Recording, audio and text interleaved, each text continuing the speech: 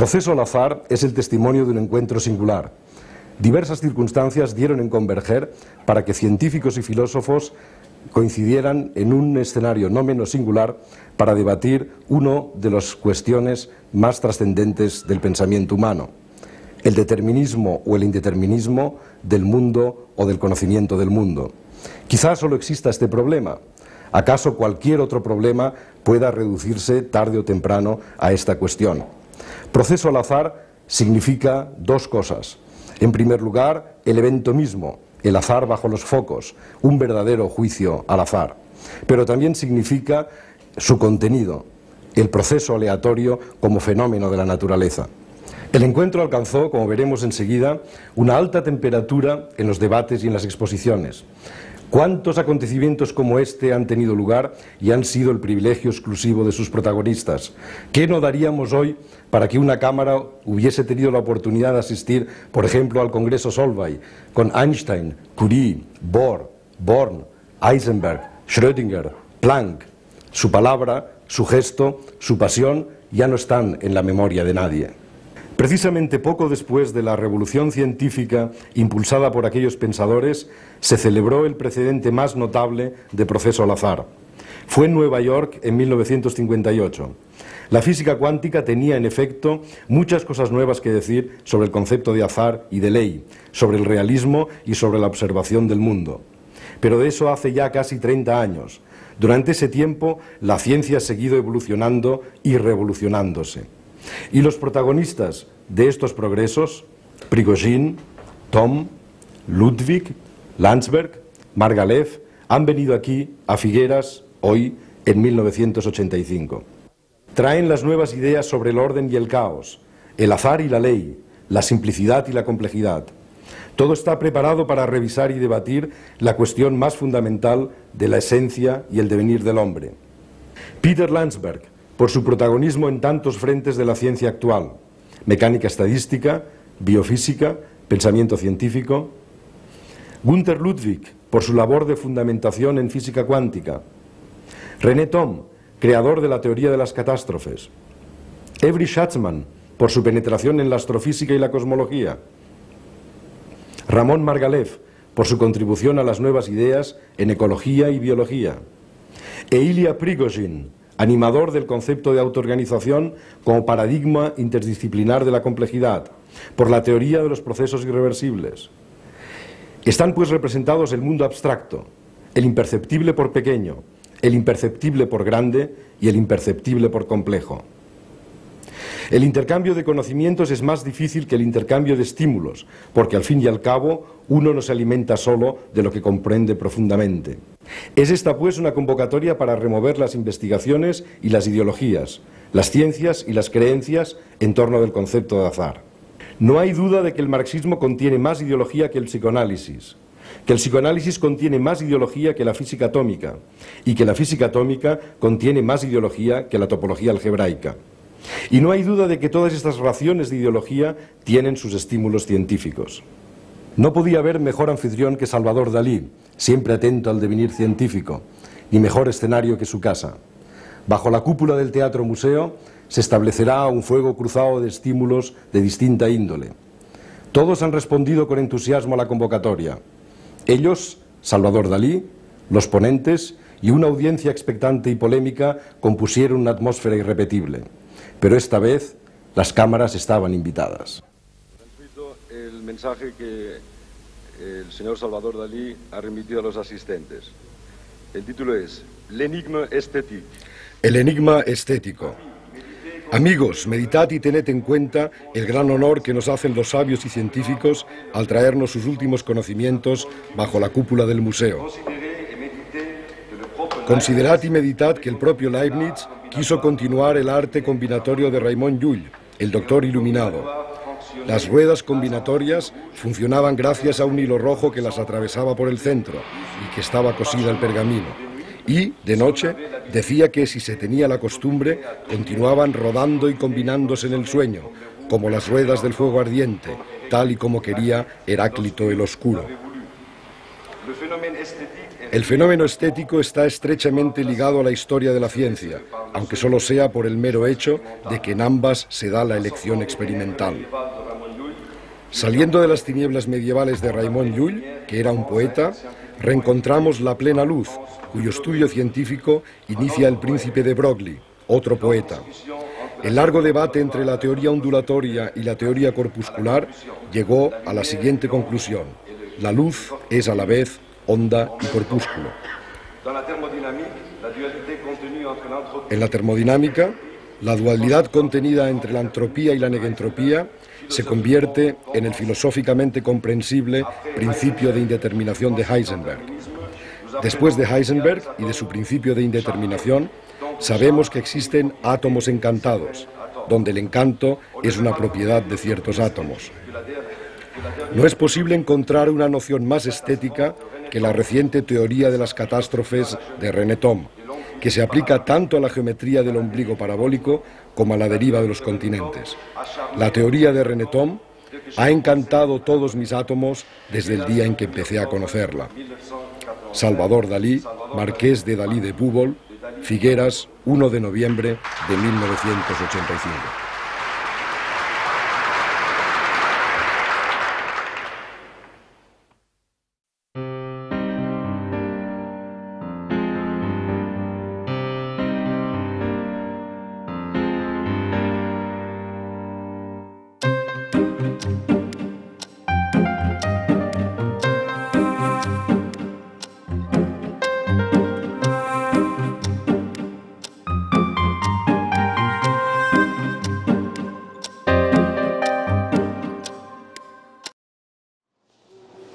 Bien, esta breve introducción versa sobre las reglas del juego y en dos acepciones bien distantes entre sí. Por un lado, las reglas del juego del universo y por otro, las reglas del juego aquí en Figueras. Las reglas del juego del universo, claro, se refieren a las leyes de la naturaleza, que es lo que vamos a discutir aquí, el tema. Y las reglas del juego de Figueras se refieren a cómo las vamos a discutir y quiénes lo vamos a discutir. Vayamos con el primer punto, el tema. El tema es el determinismo del mundo. Y aunque empezar a dar definiciones es ya entrar directamente en debate, pues podríamos adelantar que iguales causas producen iguales efectos. Esa es la creencia del determinismo, o bien que cualquier suceso de este mundo es consecuencia de otro suceso del mundo, que todo lo que ocurre está escrito en alguna parte, etc. En el otro extremo, en el indeterminismo, tenemos la idea o la creencia de que existe la contingencia, de que no todo lo que ocurre obedece a una causa o a algún tipo de ley. En todo caso, entre estas dos posiciones y todas las que aquí podamos elaborar, posiciones intermedias entre el determinismo y el indeterminismo, lo que es seguro es que esa idea está ligada al conocimiento humano y de ahí la pregunta que a modo de estímulo figura en los programas de Manos. La pregunta ¿es el azar un producto de nuestra ignorancia o es realmente un derecho intrínseco de la naturaleza? Si, como uno está tentado de hacer, atribuye el azar a la ignorancia, inmediatamente aparecen razonamientos semicirculares, como ¿qué sentido tiene o qué significa que la naturaleza en su evolución se aproveche de nuestra ignorancia para fabricar o producir o elaborar estructuras? Bien, aunque el problema es muy antiguo, es fácil identificar el momento donde se produjo la euforia determinista. Bien, prácticamente es desde el instante en que se inventó la ciencia. Con Newton y la mecánica newtoniana, las leyes de la naturaleza adoptan una expresión de ecuación diferencial, unas ecuaciones matemáticas, y el estado del universo queda representado por lo que en física se llaman las condiciones iniciales. Esta dualidad, ecuaciones diferenciales por un lado y condiciones iniciales por el otro, permite que, fijado el estado de una partícula, podamos determinar perfectamente toda la trayectoria hacia el futuro y hacia el pasado. ¿Qué ha sido de esta partícula? ¿Qué es esa partícula? ¿Qué será la partícula en el futuro?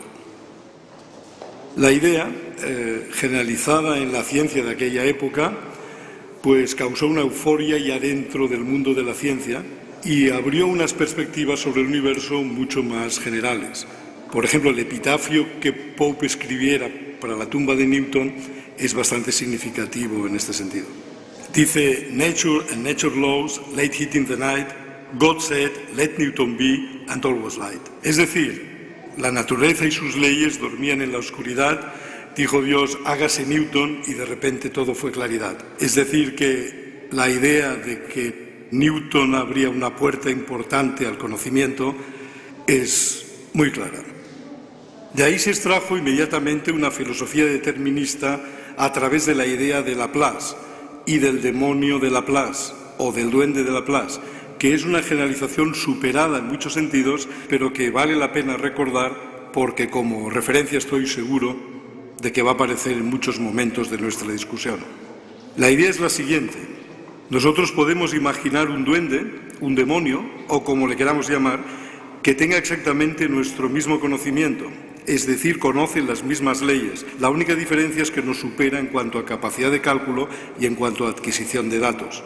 Si reducimos el universo en último término a partículas que responden a la mecánica newtoniana, pues llegamos a una idea del universo en que si conocemos un estado del universo, cualquier otro estado está determinado. Es decir, que el demonio de Laplace tiene nada más y nada menos que la película del universo, puede tirar hacia atrás el proyector de la historia de la humanidad, revisar en el pasado lo que haga falta, adivinar el futuro en cualquier instante, etc.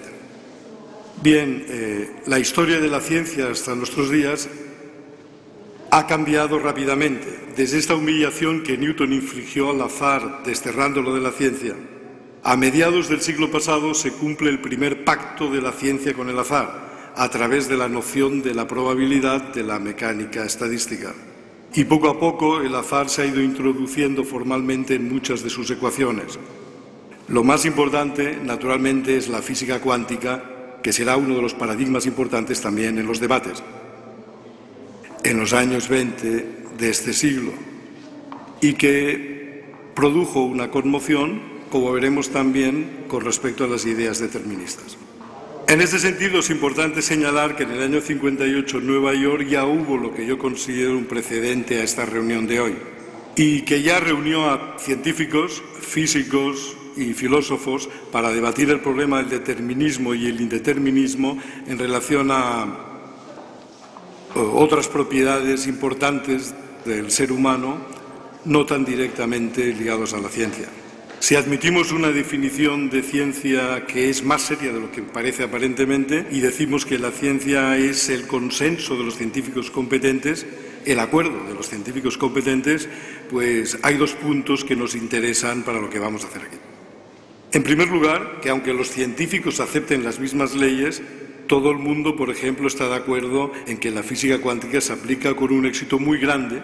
No todos tienen la misma ideología, quiero decir, no todos tienen la misma visión del mundo con respecto al determinismo, a esas leyes, que es distinta a la visión del mundo que permite deducir esas leyes y es distinta también la visión del mundo que mucha gente extrae de esas leyes, es decir, su interpretación. Por otro lado, también es importante darse cuenta de que una vez uno consigue, lícita o ilícitamente, será otra de las cosas que vamos a discutir aquí en esta reunión, una determinada filosofía de la ciencia, tanto si extrae determinismo como si extrae indeterminismo, una vez ha extraído una de las dos cosas, su paz interior, su paz espiritual o el provecho que le saque emocionalmente, también es muy distinto. Si tomamos, por ejemplo, la filosofía determinista, para unos el determinismo es algo muy amargo, algo que no deja sitio a conceptos como la ética, como la libertad, como la creatividad artística e intelectual, etc. Aquí podríamos citar el célebre párrafo de Jacques Monod cuando dice: es necesario que el hombre despierte al fin de su sueño milenario para descubrir su total soledad, su radical extrañeza. Ahora sabe que está al margen del universo en el que debe vivir, un universo sordo a su música e indiferente a sus esperanzas, a sus sufrimientos y a sus crímenes. Y dice, por ejemplo, Omar Khayyam, también en el mismo sentido, con la misma amargura frente a todo lo que está escrito en algún sitio: la vida es tan solo un tablero cuyos cuadros blancos son el día y los negros las noches, con el que el gran hado se divierte con los humanos. Como si fuéramos piezas de ajedrez, nos mueve a su antojo y con penas humanas da sus jaque mates. Terminado el juego, nos saca del encasillado para arrojarnos uno tras otro en el cajón de la nada. Para otros, en cambio, el determinismo es todo lo contrario. Es quizá la verdadera libertad, el verdadero consuelo, incluso la razón de la creatividad artística e intelectual. El ejemplo más importante en este sentido es de Einstein, en una carta que escribió a la viuda de Michel Besso, que era un amigo suyo, cuando éste murió, y que dice lo siguiente: Michel se me ha adelantado en abandonar este extraño mundo. No tiene la menor importancia. Para nosotros, físicos convencidos, la distinción entre pasado, presente y futuro es una ilusión, aunque sea una ilusión tenaz. Es decir, para Einstein ni las peores y absurdas crueldades tienen razón de amargarnos de ninguna forma. En el arte ocurre lo mismo. Para muchos artistas se encuentran en que todo está escrito en el determinismo, pues su verdadera forma o su verdadero mérito en la creación artística. Muchos artistas presumen, escritores por ejemplo, de que la novela se escribe sola, o muchos artistas, muchos escultores dicen: no sé qué pasa, pero una mano me guía, la escultura tiene su propia dinámica, la pintura también se hace solo, mi mérito es una especie de revelación en cazar este determinismo que ya está escrito. Es decir, descubren las obras más que crean las obras. También nosotros en nuestra vida cotidiana tenemos sensaciones deterministas o indeterministas. Los que han llegado, por ejemplo, en avión a este congreso han confiado en un grado razonable de reproducibilidad de las leyes de la física. Esto por un lado. Y por otro lado, cuando sentimos que sufrimos porque tenemos alguna duda, está claro que creemos en algún rincón de nuestro alma de que nuestra decisión va a decidir nuestro futuro. En esos momentos somos indeterministas. Bien, hemos dicho antes que, a pesar de que los científicos, aceptando las mismas leyes, pueden tener visiones del mundo distintas, es decir, hay un margen a la ideología o hay un margen a la creencia o a la mentalidad, también es importante señalar, y digamos de paso también que entre los invitados que tenemos aquí, científicos, están también representando esas diferentes ideologías, también es importante decir que el grado, la visión del mundo que un científico tiene no es del todo independiente del dominio de investigación al que se dedica. Si distinguimos ciertos niveles en la observación y en la experimentación científica, por ejemplo, empezando por lo que podríamos llamar el nivel mesoscópico, intermedio, accesible, visible a los sentidos y que además es simple, la imagen de ese nivel sería pues una bola de billar, lo más simple, o las máquinas que nosotros mismos hacemos. Uno tiende a ser determinista si observa ese mundo. Y ese mundo condiciona mucho nuestra intuición, tanto que luego cuando llegamos a otros límites de la observación nos encontramos con que no todo funciona como bolas de billar. En el mundo microscópico, en el límite microscópico, que se hace invisible precisamente por pequeño, la tendencia es al indeterminismo.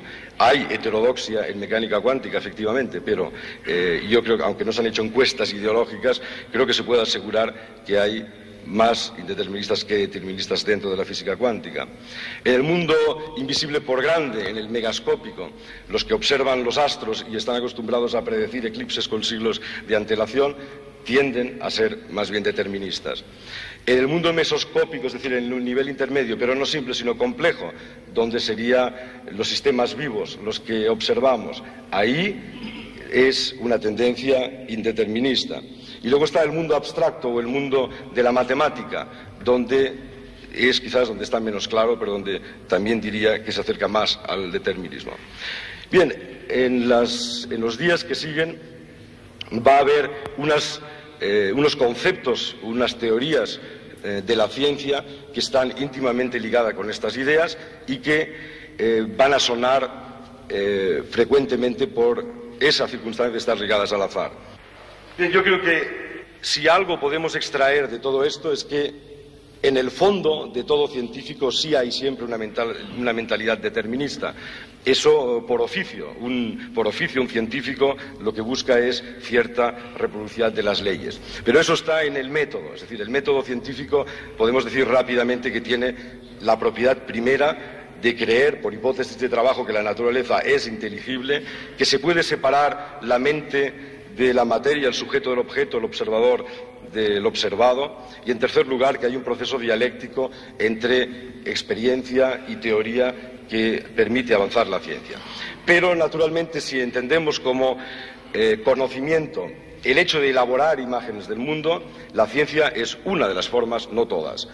El arte, por ejemplo, es una forma de conocimiento con unos principios muy distintos, no pretende separar el sujeto del objeto, todo lo contrario, el creador quiere estar dentro de lo creado, tampoco le interesa especialmente que sea inteligible, sino, en todo caso, comunicable, es decir, que el milagro del acto artístico está en que una simplicidad fabricada revela lo que para un científico sería un milagro, que es la complejidad inicial que se transmite, y otro sería lo que en general podríamos llamar conocimiento de tipo divino o revelado, donde el problema del sujeto y el objeto se soluciona remitiendo a un sujeto para el cual todo es objetivo, todo es inteligible y que se digna a revelarnos sus verdades. La filosofía quizás sea una combinación de todas estas formas de conocimiento, y yo creo que esto nos lleva a las reglas del juego que se van a establecer aquí en Figueras, es decir, a la segunda parte. Han existido momentos luminosos en la historia del conocimiento en los que la interacción entre las distintas formas de conocimiento, la científica, objetiva e inteligible, la artística y otras, ha sido espontánea, ¿no? Esto era natural en la antigua Grecia, fue muy interesante en el Renacimiento italiano y basta abrir la puerta de cualquier cafetería de Viena en ciertos años de este siglo para ver lo mismo. Hoy estamos en un momento patéticamente distinto, de gran distanciamiento, y una de las ideas de estar aquí está en forzar, aunque solo sea por la presencia física y debajo de esta cúpula, el diálogo de alguna manera. Las reglas del juego entonces son, por un lado, no es imposible que alguno de vosotros que esté excesivamente alejado de la ciencia en algún momento pueda tener una sensación un poco absurda de puntualmente no entender. Pero lo que yo propondría, esto como regla de juego, es no desconectar del todo en esos momentos, ¿no? De la misma forma que cuando visitamos un museo y el primer cuadro no nos gusta, no damos media vuelta, sino que damos alguna oportunidad más. Es decir, que no todo lo que no nutre todo lo que realmente entendemos profundamente. Esta es una primera regla importante. Otras reglas son las habituales. Después de las ponencias científicas habrá un coloquio, en principio, para triturar científicamente las exposiciones que se han hecho. Y otra regla importante también será el que no es obligatorio esconder la identidad de cada uno cuando habla, ni siquiera la visión del mundo que tiene con respecto a los temas que estamos hablando, ¿no? Quizás para dar ejemplo diré que yo soy indeterminista en el sentido de que creo que la naturaleza tiene cierto derecho a la contingencia.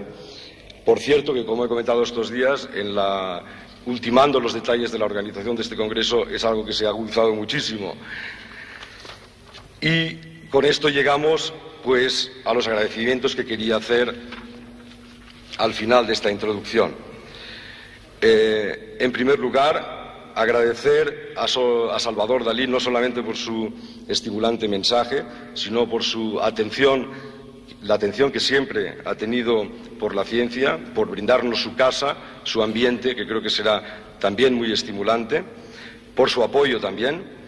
En segundo lugar, querría agradecer a los profesores Landsberg, Ludwig, Tom, Schatzman, Margalev y Prigogine, que Prigogine vendrá mañana, por el interés que han tenido en aceptar esta experiencia. También a la Consellería de Cultura de la Generalitat por su apoyo y por su iniciativa. Al periódico La Vanguardia por su apoyo también y por la labor pionera que ha tenido siempre en relación a temas científicos. A la ciudad de Figueras por su hospitalidad. A la Diputación de Gerona. A la Universidad Menéndez y Pelayo por su apoyo también. Y muy especialmente, gracias a vosotros por haber venido y os deseo una feliz interacción estos días. Gracias.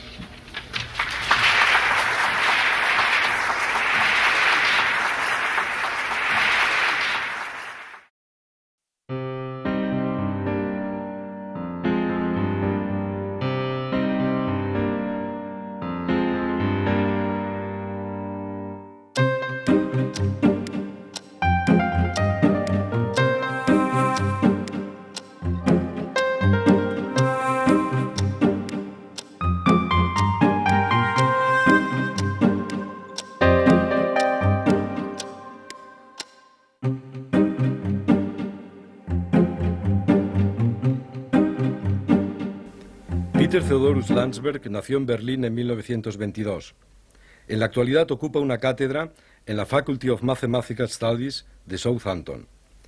Es autor de una profunda, profusa y diversa labor de investigación que va desde la electrónica a la biología, pasando por la cosmología y la filosofía de la ciencia. En este amplio espectro, una magnitud de la física ha sido siempre el objeto de su interés: la entropía. Precisamente una magnitud que tiene mucho que ver con la cuestión central de esta convocatoria.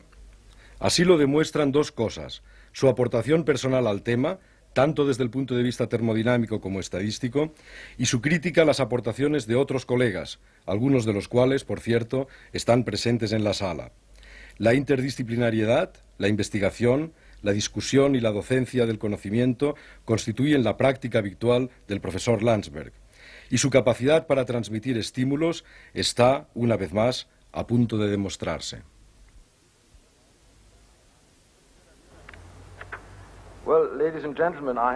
Señoras y señores, he escrito algo y quisiera leerlo, ya que hay traductores que creo que disponen de una copia, motivo por el cual lo leeré. Empezaré básicamente por recordarles que grandes impulsos en la mente de los hombres han producido resultados que nos asombran y nos abruman. En el pasado, hombres poderosos expresaron su amor por Dios o por otros hombres o por ellos mismos, erigiendo grandes catedrales o pirámides o el Taj Mahal. Todas ellas maravillas de diseño y de concepción profunda, considerando especialmente el período de su creación. Hay también otras motivaciones. Por ejemplo, el conocimiento, los saberes, el deseo de certidumbre para descubrir las leyes de la naturaleza, para comprender. Ellas nos han dado ánimos exploradores, venciendo las más apabullantes condiciones de supervivencia o incluso sucumbiendo a ellas, como Scott en la Antártida, para poder cartografiar esas tierras lejanas. Esas preocupaciones también nos han dado los grandes sistemas filosóficos y muchos descubrimientos científicos. La fe religiosa y la no religiosa se produce también por la aspiración a la certeza en nuestra vida personal. El impulso hacia la certeza en las ciencias es parte de la inspiradora historia a la que voy a referirme ahora.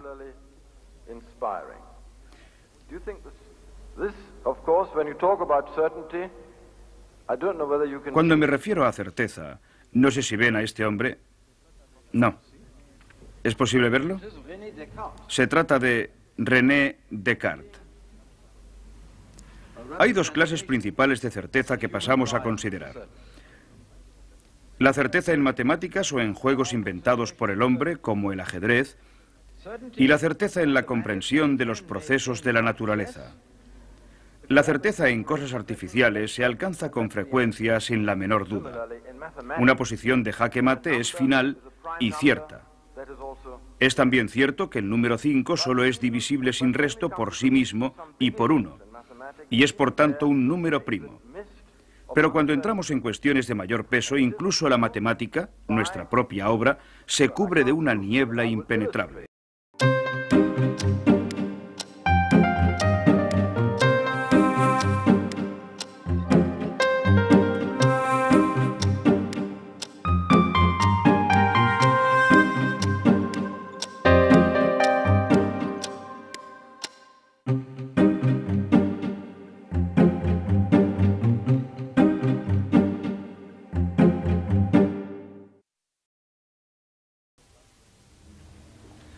Bueno, tengo una pregunta para el profesor Landsberg con respecto a la primera referencia que ha hecho del teorema de Gödel, ¿no?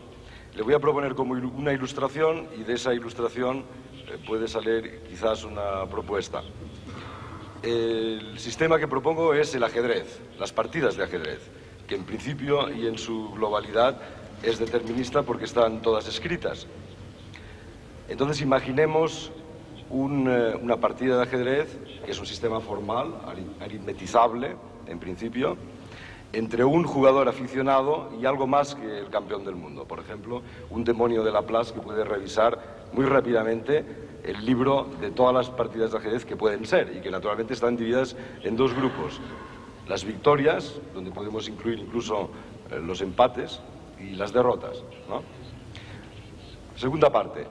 Intentemos definir que una jugada es buena y que sea consistente, que no pueda ser buena y mala a la vez. Supongo que no es demasiado difícil, quizás en el debate de esta tarde se pueda hacer. Por ejemplo, sería inconsistente decir que una partida es buena si una partida de las victorias pasa por esa jugada, porque hay otras muchas que también van hacia las derrotas. Pero yo creo que se puede encontrar. Si el teorema de Gödel se aplica, nos podemos encontrar con una situación interesante, que es que cuando juega el demonio de Laplace, le toque una jugada que no sea ni buena ni mala y pierda por tiempo, por ejemplo, se le caiga la bandera, como dicen en el argot ajedrecista. En ese caso tenemos que un aficionado, incluso en un sistema completamente determinista, tendría su oportunidad de libertad o de como se quiera llamar. Sí, pienso, no estoy seguro de si el teorema de Gödel puede aplicarse. Es una pregunta muy interesante. ¿Puede aplicarse el teorema de Gödel a un sistema básicamente finito? Probablemente sería difícil, debido a que el teorema de Gödel se aplica, por supuesto, si el sistema de partículas incluye todos los sistemas de números, y supongo que esto podría ser un problema.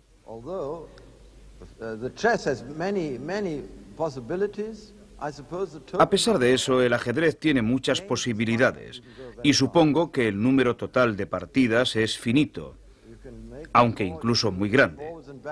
Usted puede hacer más. Puede volver una cantidad infinita de veces, es cierto. Así que no puedo contestar la pregunta, lo siento, pero quizás alguien pueda hacer una contribución.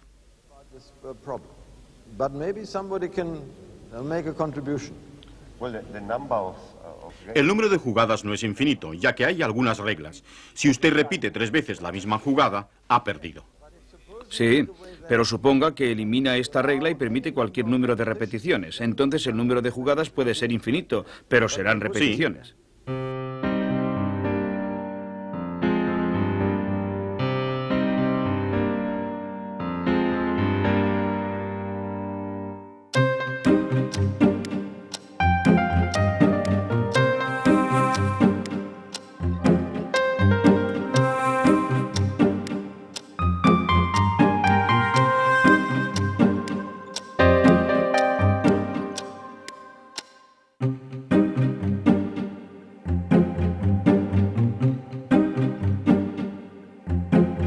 Günter Ludwig nació en Zakerik en 1918 y ocupa hoy la Cátedra de Fundamentos de la Física en la Universidad Philipps de Marburg, en la República Federal de Alemania. Durante la Segunda Guerra Mundial formó parte del equipo de von Braun y se relacionó más tarde con Werner Heisenberg, autor del célebre principio de indeterminación, que no es tampoco un tema ajeno a las discusiones que planteamos aquí en estas jornadas. La obra central del profesor Ludwig, Foundations of Quantum Mechanics, acaso sea la reflexión más honda, extensa y comprometida de las existentes en torno a los problemas filosóficos surgidos como consecuencia de una de las revoluciones más trascendentes de la física de nuestro tiempo. Está aquí porque sus ideas, además de sólidas y claras, no son precisamente las más típicas en esta disciplina. Les doy las gracias por su invitación para participar en este bello acto, que me brinda la posibilidad de hacer algunos comentarios, espero que provocadores, acerca de algunos problemas.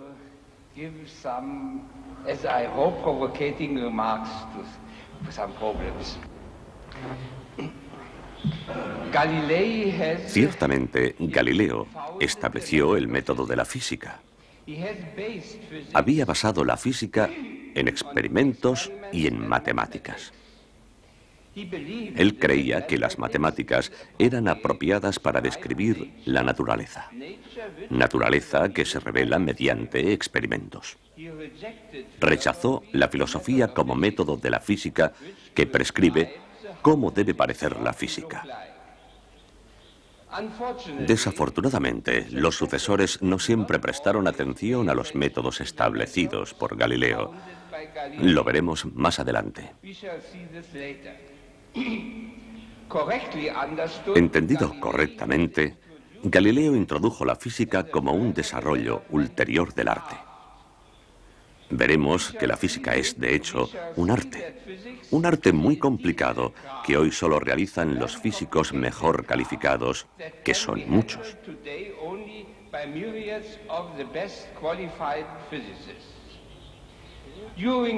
Durante todo el desarrollo histórico, y también hoy, existió el peligro de emprender caminos equivocados.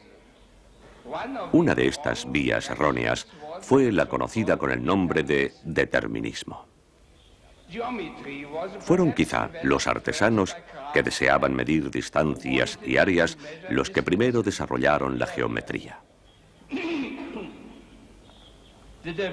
No debería censurarse el desarrollo hacia una matemática pura.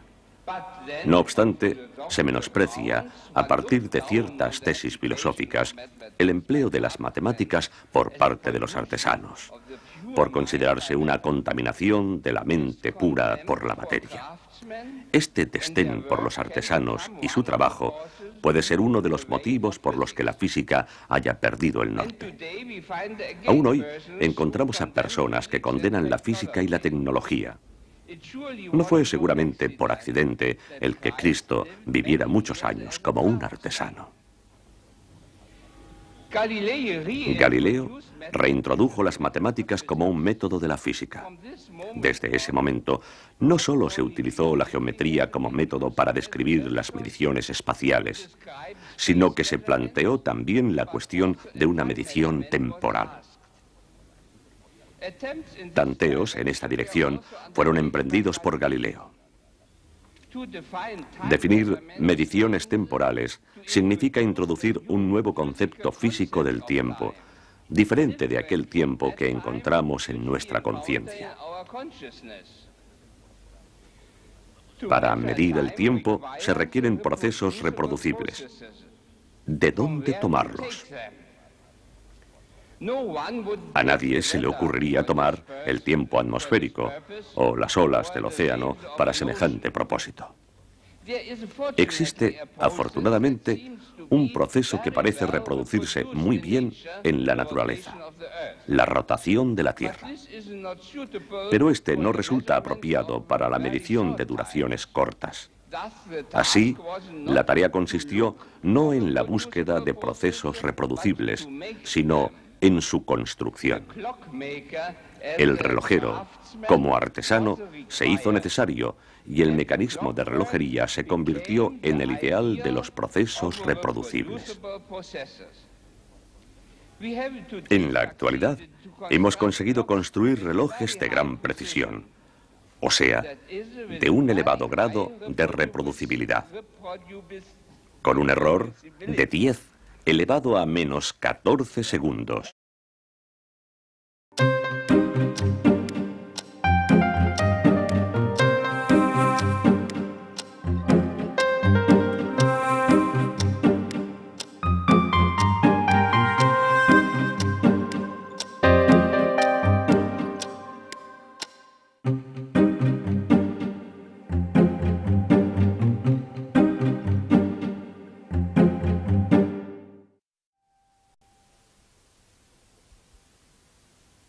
Bien, me imagino que la intervención del profesor Ludwig dará origen a multitud de intervenciones.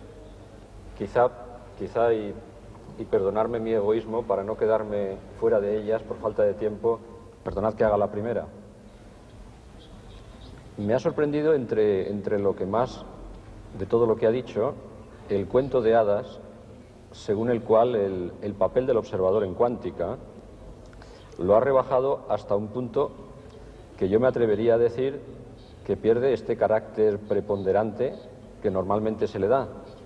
Es decir, el observador que no era nada en clásica y que prácticamente es todo en algunas versiones de la cuántica, en su opinión, profesor Ludwig, ¿qué diferencia hay entre los dos ahora, desde su punto de vista, si es que hay alguna, entre el observador cuántico y el observador clásico? ¿O ya no tiene lugar hablar de dos observadores, en su opinión?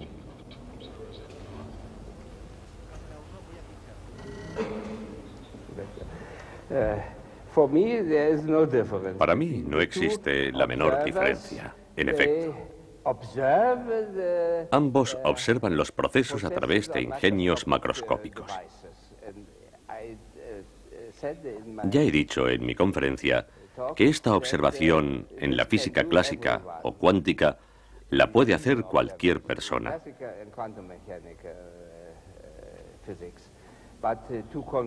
Pero sacar alguna conclusión de los procesos de observación es una tarea para los físicos.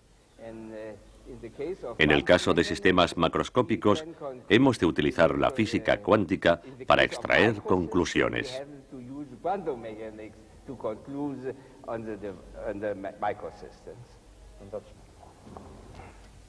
A mí me ha despistado un poco la última frase, que si no he entendido mal, ha dicho que la paz es un don y no una conquista. Esto no ya con respecto de la cuántica, sino con respecto a las frases que precedían a esta conclusión, en el sentido de que somos responsables. Yo me esperaba algo así como todo lo contrario. Somos responsables, quiere decir que podemos conquistar.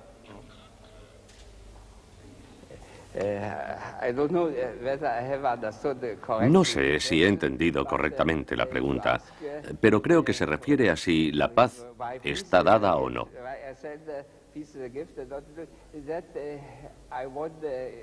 Mi intención ha sido establecer una diferencia clara entre la construcción de, por ejemplo, un puente que es perfectamente accesible a la física o a la ciencia, y la construcción de algo como la paz, para lo que no bastan los esfuerzos de la física ni de la ciencia.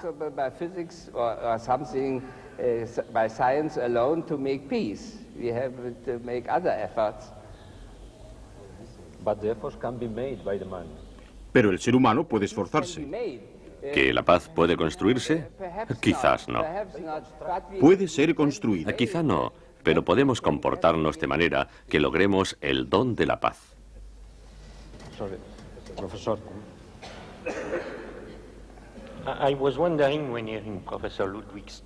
Durante la conferencia del profesor Ludwig, me he estado preguntando si no sería un seguidor de las teorías de Lorentz. Esta idea de que todo debe tener que ver con lo pragmático, esa tendencia a sustituir el sepa por qué por el sepa cómo, me parece una actitud regresiva. La ciencia moderna empieza, para mí, con Galileo Galilei, pero no porque Galileo estuviera interesado en alguna clase de artesanía, sino porque Galileo se dio cuenta de que a principios del siglo XVII habían eclosionado dos ideas en las mentes de las gentes. La primera es la notación de los números reales como una sucesión infinita de dígitos debida a Simon Stevin. Y la segunda, la noción de función matemática.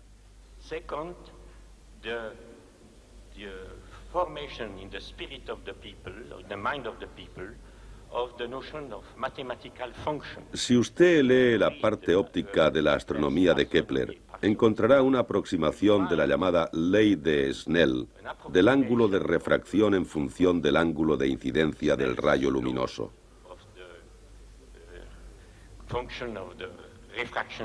Por tanto, pienso que en el origen de la ciencia moderna hay involucradas dos nociones básicas, la de número real y la noción matemática de función, que de hecho encontró su expresión final tiempo después.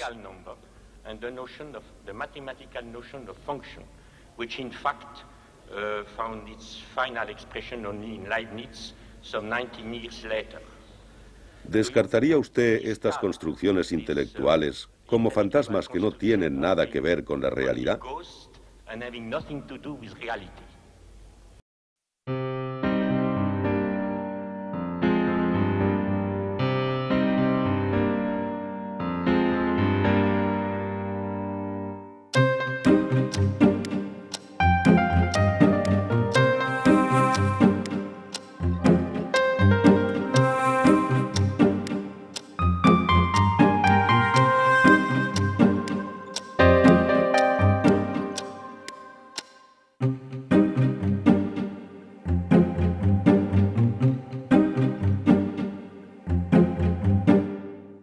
René Thom nació en Montbéliard en 1923 y es profesor del Institut des Hautes Études Scientifiques de Bure-sur-Yvette. Es sin duda el matemático vivo más célebre por su no menos célebre teoría de las catástrofes, publicadas definitivamente en 1972 en el libro Stabilité structurelle et morphogénèse, un texto que se propagó como una deflagración por la comunidad científica. Especialista en topología algebraica, el profesor Thom mereció en 1968 la medalla Fields, el codiciado Nobel de los matemáticos, y en 1970 el Gran Premio Científico de París. Su opinión sobre la morfogénesis, la evolución y el pensamiento científico mantiene interesantes polémicas con otros colegas a través de publicaciones especializadas. Adelantemos, por cierto, que mañana no se podrá evitar la interacción directa con uno de ellos. Para nadie es un secreto, por último, la mutua admiración que se profesan el doctor Thom y nuestro anfitrión Salvador Dalí. Mesdames, Messieurs, Monsieur le Président, je suis très heureux d'avoir cette possibilité de parler ici, dans ce décor tout à fait exceptionnel. Señoras y señores, señor presidente, estoy muy contento de tener la posibilidad de hablar aquí, en este marco excepcional. He tenido el privilegio de entrevistarme brevemente esta mañana con el propietario de este lugar en una visita que me ha impresionado mucho. Me gustaría empezar aquí mi tema. Mi interés por el problema del determinismo ha sido esencialmente un interés circunstancial. Ha surgido en estos últimos años toda una escuela epistemológica que se ha desarrollado con la finalidad principal de rebatir, de alguna forma, las certezas científicas más tradicionales, particularmente el determinismo. La idea de determinismo en el sentido tradicional, en el sentido laplaciano del término, ha sido sensiblemente la preferida. Lo que caracteriza a esta escuela, algunas de cuyas ramas tienen su origen hace varios decenios, recuerdo particularmente la escuela del orden por el ruido y las diversas teorías de la autoorganización que han surgido tras ella, es el gusto por las nociones negativas. Les écoles de pensée ont un trait commun qui est assez caractéristique, c'est leur goût pour les notions négatives. Alors ici, je vais peut-être demander... Llegados a este punto, pido que me traigan mi pizarra. Exhiber mon tableau.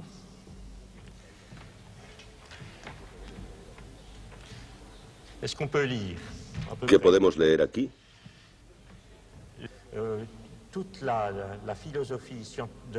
Más o menos, los grandes conceptos utilizados en la tradición de la filosofía científica organizados esencialmente por parejas. Parejas que me atrevería a calificar de positivas y parejas que calificaría de negativas. Toda la filosofía de la ciencia está subordinada, pienso, a esta visión, posiblemente un poco maniquea, que hace que encontremos, por un lado, nociones de carácter positivo y, por el otro, nociones de carácter negativo. En el lado positivo encontramos la unidad, la simplicidad, el orden, la permanencia y el determinismo. En el lado negativo se encuentran la multiplicidad o la diversidad, la complejidad, el cambio, el desorden y el azar. Lo que caracteriza a todas estas escuelas epistemológicas modernas es su interés, su fascinación por los conceptos de la columna de la derecha en detrimento de los conceptos de la columna de la izquierda, que parecen ser, en algunos casos, los vectores del imperialismo intelectual que considera como pasado de moda. Me gustaría decir que personalmente he experimentado una evolución de la cual recordaré ahora brevemente las etapas. Cuando creé la teoría de las catástrofes durante los años 70, 66, 70, yo estaba particularmente fascinado por el cambio. La catástrofe es esencialmente un cambio fenomenológico, si se quiere hasta un cambio brutal. Es el cambio que aparece inmediatamente, es aquello que caracteriza de alguna manera el lado específico de una forma. Una forma se separa de su fondo mediante un contorno muy nítido y es este carácter específico del cambio fenomenológico el que define precisamente la catástrofe. Entonces me identificaba con el lado derecho de la pizarra y me consideraba un heracliteano. Me he olvidado de mencionar que aquí, evidentemente, podríamos añadir que entre todas las posibles referencias históricas, este es el lado de Parménides y este otro el de Heráclito.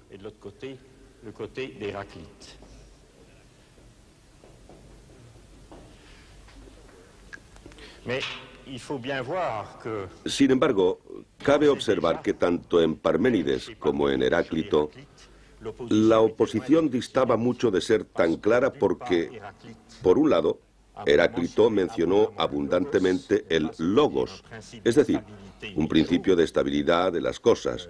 Toda cosa debe su permanencia a un logos que le permite resistir los conflictos continuados con el entorno.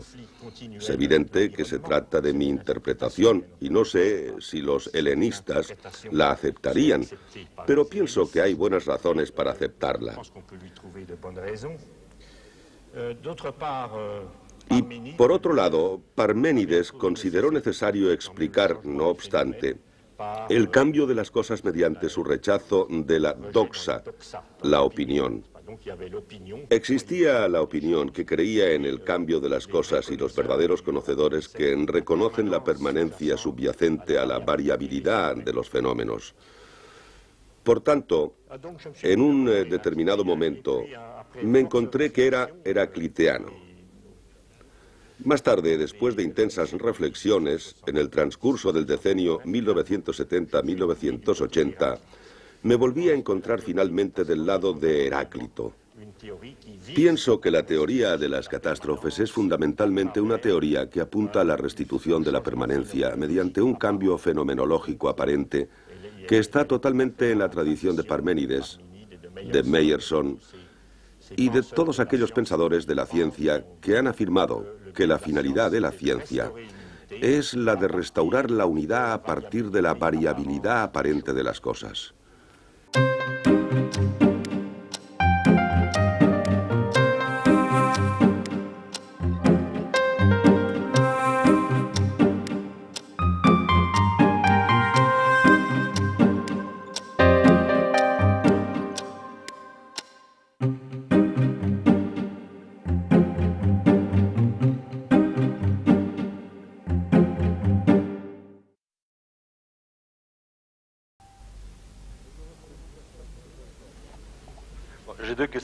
Tengo dos preguntas para el profesor Thom.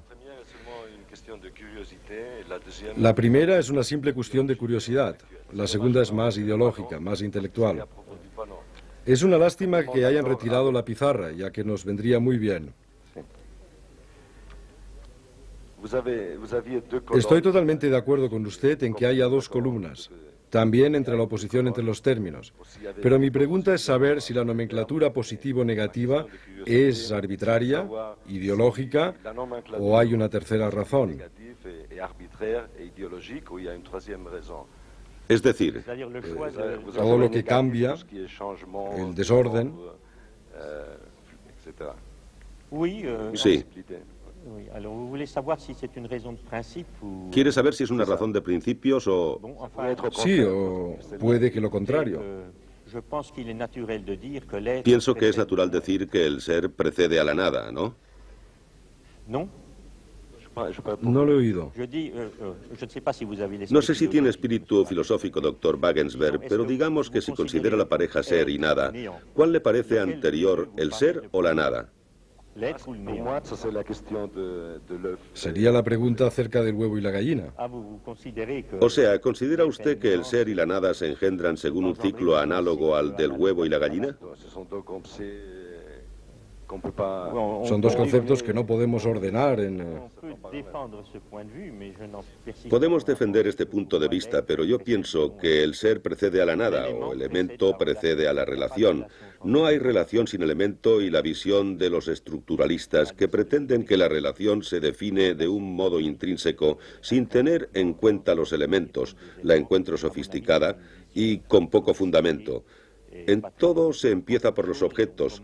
Mi universo es un mundo de objetos y de seres, y la nada tan solo se presenta cuando hay variabilidad.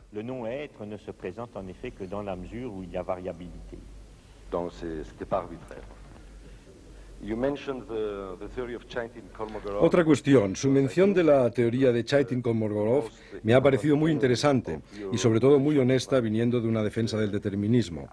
La definición que tal teoría proporciona del azar, o mejor dicho, de un hecho aleatorio, no basta, estoy de acuerdo, para distinguir entre azar ontológico y azar de la ignorancia, ni para determinar si un proceso natural es determinista o no lo es. Pero no hay que menospreciar, creo, una gran aportación. Sirve para evaluar el contenido determinista, aunque solo sea relativamente, de un proceso, o digamos de su grado de aleatoriedad. Por ejemplo, la mejor manera de presentar los resultados de las extracciones de un bombo de lotería son los propios resultados, no se pueden comprimir. En cambio, las elongaciones que sufre un muelle, según el efecto de las distintas fuerzas, puede reducirse a la ley de Hooke. Lo comprensible es compresible, en definitiva. Es un esquema, el único quizá, que permite medir la aleatoriedad relativa. Su aplicación sirve para indicar que tal hecho es más o menos azaroso que tal otro.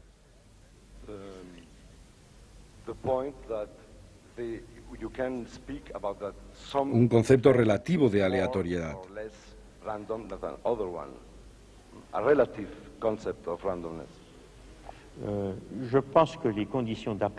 En mi opinión, las condiciones de aplicación del formalismo de Chaitin-Kolmogorov son extremadamente restrictivas. No existen prácticamente situaciones reales susceptibles de un tratamiento de esta clase. Se trata, si usted quiere, de una buena teoría para los teóricos de la recursividad, incluso para los teóricos de la misma complejidad algorítmica o de la complejidad de las computadoras, pero no tiene la menor validez práctica desde el punto de vista de la experiencia concreta. Para ello sería necesario que el universo en el que trabajamos pudiera generarse enteramente con operadores canónicamente bien definidos, algebraicamente bien definidos.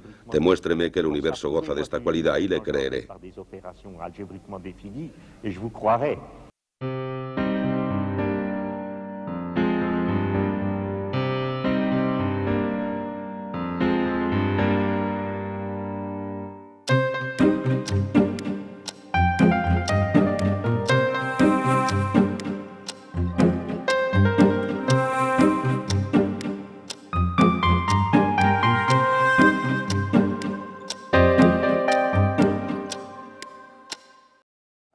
Qüestions de procediment, hem pensat que poder lo més adequat en aquests moments... En cuanto a cuestiones de procedimiento, hemos pensado que lo más adecuado en estos momentos sería empezar pidiendo a los conferenciantes que cada uno de ellos precise, de forma muy breve, su postura acerca del problema del enfrentamiento entre determinismo e indeterminismo.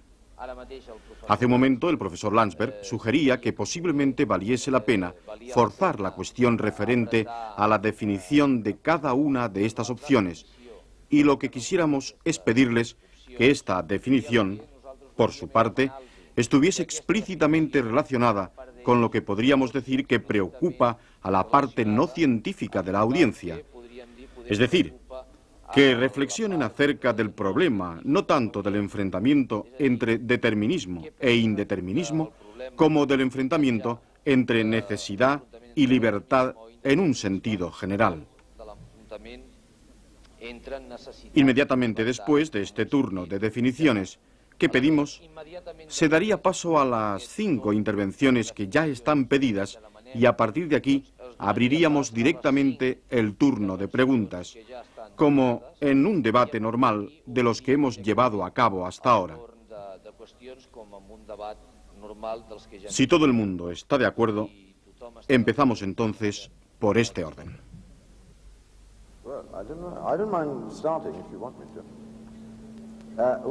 The question is, where do we stand on the problem of determinism? ¿En qué situación está el problema del determinismo? Soy un hombre viejo, por lo que tengo una larga experiencia en ciertos problemas. Y mi experiencia me dice que cuando la polémica y discusión entre dos puntos de vista opuestos es larga y agitada, es que algo hay en cada uno de ellos y que la solución consiste, probablemente, en cierto compromiso. Creo tener un compromiso así para este caso. Digamos, de hecho, que tengo un modesto ejemplo de compromiso. En primer lugar, creo que el libre albedrío y el determinismo no son conceptos directamente conectables. Tenemos libre albedrío. Todo el mundo cree en su propio libre albedrío. Pero no tenemos la misma sensación cuando observamos a otra persona. Un observador bien informado sobre otra persona tiende a ver influencias anteriores en el comportamiento de esa persona que se cree libre. Se trata, por tanto, de una primera sensación de relatividad. En segundo lugar, quiero dar un sentido al concepto de determinismo. Tanto el profesor Tom como yo mismo hemos hecho referencia al juego de azar y en particular al control de las condiciones iniciales. Él ha aludido al control del cubilete de los dados y yo al croupier. En cualquier caso, nuestra afirmación era que un conocimiento profundo de las ecuaciones del movimiento y un control completo de las condiciones iniciales deja el resultado observado como única alternativa.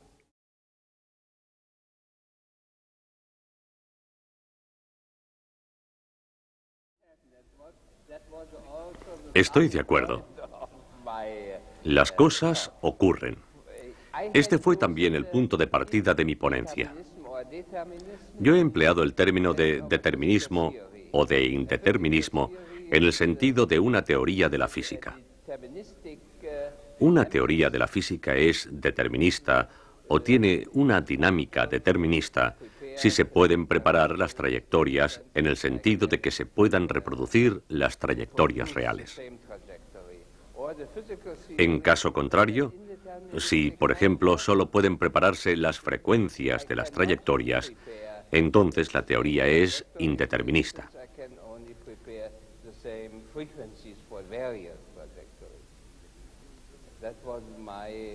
Esta es mi definición de teoría determinista o indeterminista.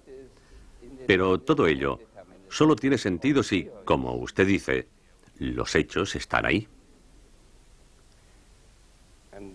That makes only sense if, as you say, the facts are there.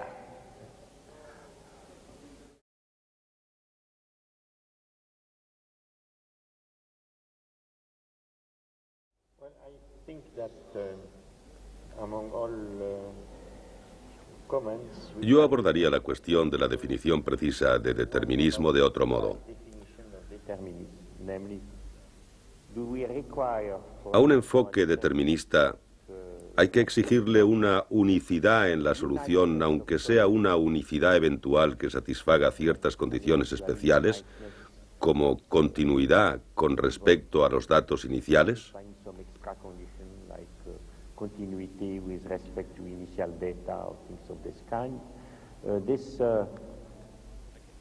Este es, en mi opinión, uno de los problemas fundamentales del determinismo en ciencia. ¿Consideraría el profesor Ludwig la bifurcación de una solución en dos soluciones como un escape del determinismo hacia el indeterminismo?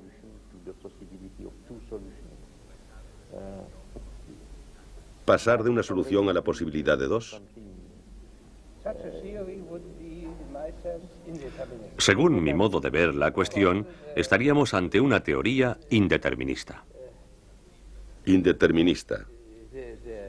La solución no es... Las leyes de la dinámica no son deterministas. No deterministas. Pero suceden cosas. En la vida real, el sistema seguirá uno u otro camino. Y en cualquier caso algo ocurre realmente. Sí, sí.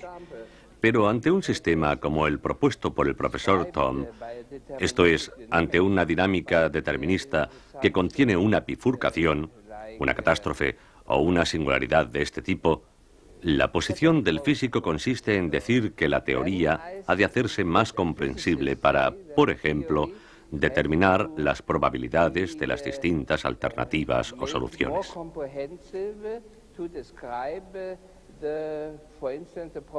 En este caso, la teoría determinista es, insisto, para un físico, peor que la indeterminista. Es más irreal. Es, naturalmente, una opinión personal. No puedo demostrarla.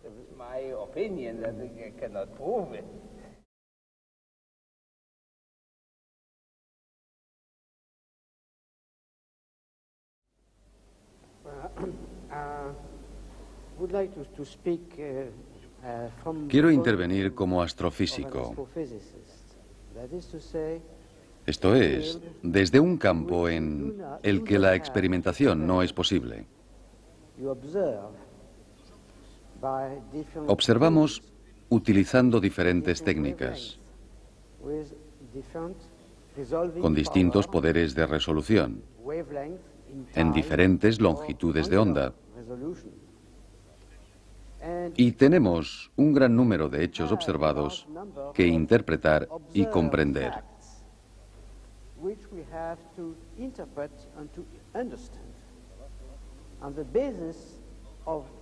Nuestro trabajo se rige ante todo por una hipótesis fundamental. En la naturaleza existen leyes, y las leyes que rigen los fenómenos de los objetos celestes son las mismas que hemos descubierto para describir experimentos terrestres. Pero, además, resulta imposible hacer nada en la práctica sin asumir, aunque solo sea pragmáticamente, que existe un efecto determinista en acción que determina lo que observamos, ya sean propiedades detalladas de los objetos o propiedades de tipo estadístico.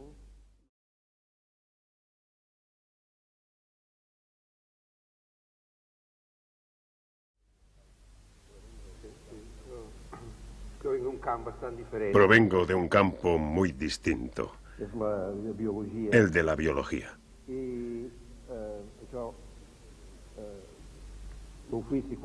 Y el oficio de uno, como se ha dicho, al parecer condiciona las actitudes de tipo, digamos, filosófico.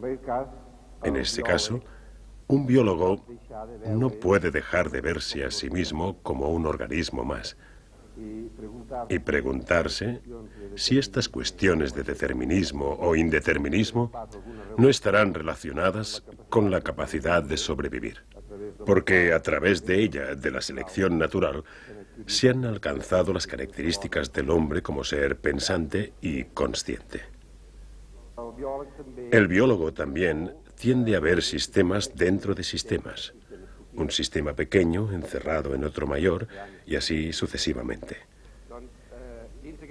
Desde este punto de vista, también reconozco que la actitud de la ciencia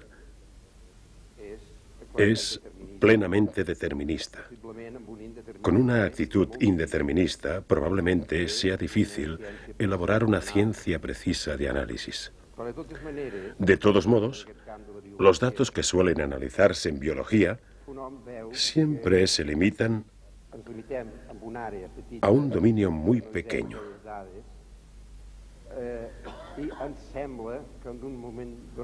El indeterminismo no tarda en asomarse, aparecen hechos imprevistos.